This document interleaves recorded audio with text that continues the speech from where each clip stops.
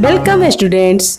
आज हम लोग पढ़ने वाले हैं एक बहुत ही इंटरेस्टिंग और ज्ञानवर्धक कहानी जिसका नाम है चंद्रशेखर आज़ाद।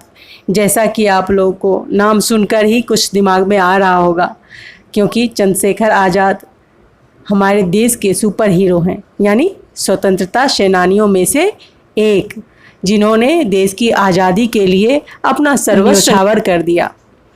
तो आइए इस कहानी में हम इस वीर देशभक्त के बारे में विस्तार से पढ़ें कि चंद्रशेखर आज़ाद कौन थे और इन्होंने देश के लिए किस प्रकार अपनी कुर्बानी दे दी।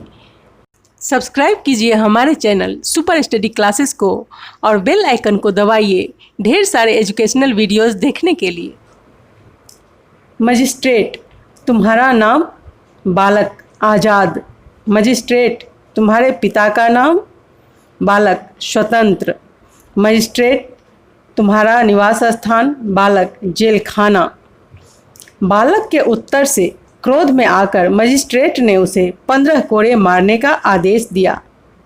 वह बालक हर कोड़े पर भारत माता की जय, भारत माता की जय की आवाज़ लगाता रहा।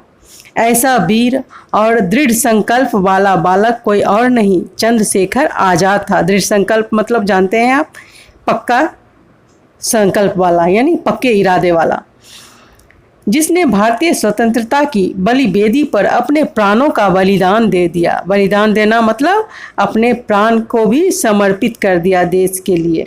जीवित रहते हुए उसे कोई गुलाम न बना सका।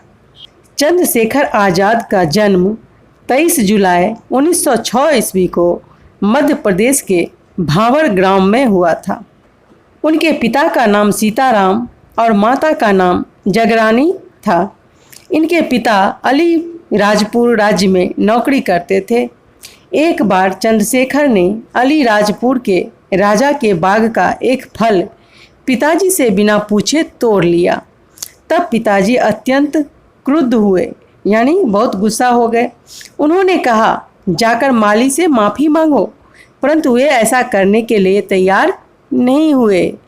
क्रोध में आकर पिता सीताराम ने अपने 11 वर्षीय पुत्र को घर से निकाल दिया, यानी चंद्रशेखर आज़ाद को घर से निकाल दिए उसके पापा। घर से निकलकर उस बालक ने 2 वर्ष तक कठोर परिश्रम करके अपनी जीविका का निर्वाह किया। जीविका मतलब अपना रोजी रोटी, यानी खाना पीना किसी तरह से चलाया। भाग्य से वाराणसी पहुंचकर वहां संस्कृत पाठशाला में अध्ययन किया। फिर आचार्य नरेंद्र देव ने काशी विद्यापीठ में उनके पढ़ने की व्यवस्था कर दी। जब विद्यापीठ के अनेक छात्र असहयोग आंदोलन में सम्मिलित हो गए, तभी आज़ाद भी उसमें सम्मिलित हो गए मतलब शामिल हो गए। थोड़े ही समय में वे केंद्रीय क्रांतिकारी दल के सदस्य बन गए।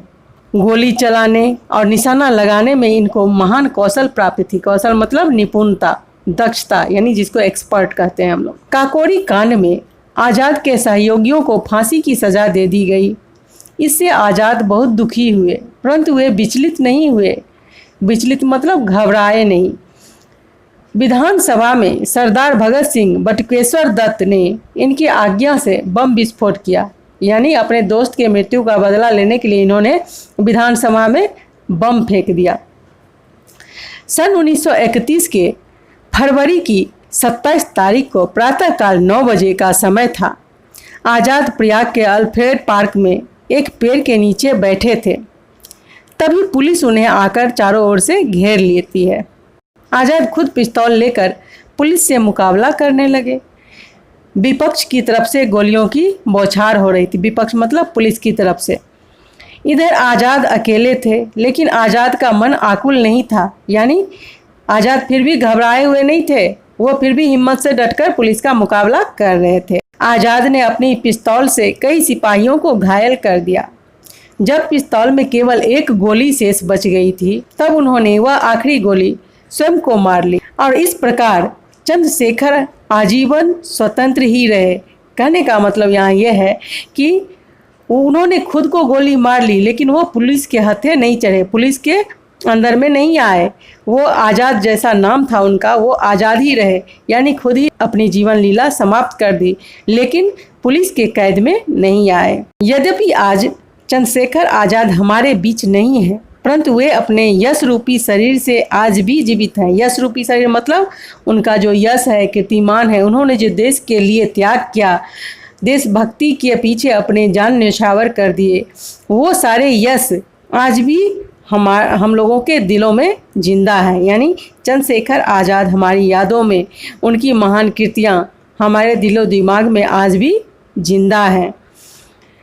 तो इस तरह से हमें इस कहानी से यह सीख मिलती है कि स्वतंत्रता हमारा जन्मसिद्ध अधिकार है और इसके लिए हमें हर संभव प्रयास करना चाहिए, इसे बचाए रखना चाहिए और अगर ज़रूरत पड़े तो अपनी स्वतंत्रता की रक्षा करने के लिए अपना तन मन भी न्यौछावर कर देना चाहिए, क्योंकि गुलाम की ज़िंदगी से स्वतंत्र ज़िंदगी भले ही वो कम दिन की हो, ज़्यादा अच्छी है।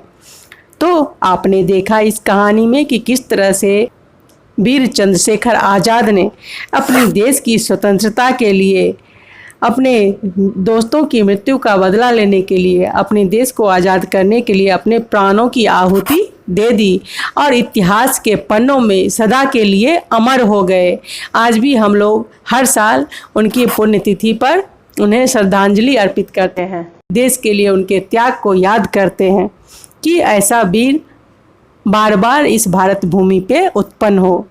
उम्मीद है यह कहानी आपको बहुत अच्छी लगी होगी और समझ में भी आ गई होगी।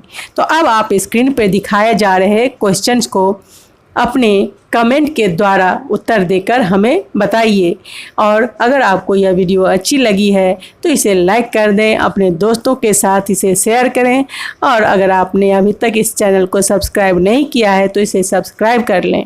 धन्यवाद।